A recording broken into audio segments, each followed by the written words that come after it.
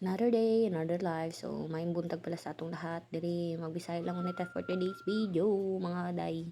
So, ayan, pagka umaga, kinakamatama sa madaling araw ang bata. Ayan, tamang sayaw-sayaw ang bata. Then, umaga na nito, kibalik na ako og patulog ang bata.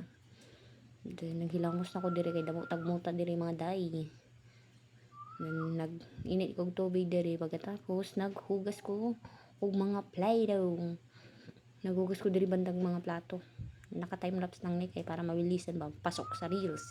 Alright. So ayun, pagkatapos kuan ko na kape ko. Tapos nagtinapay umaga. Then nakabalik og tulog ang bata. Bandang 7 or 8 nito.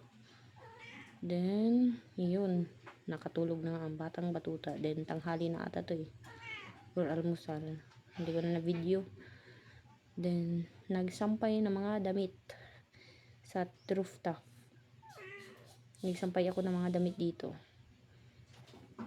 Halo yung pagsasalita ko kasi nga, yun lang. Then yan, nagsaing ulit si mama ng hapunan.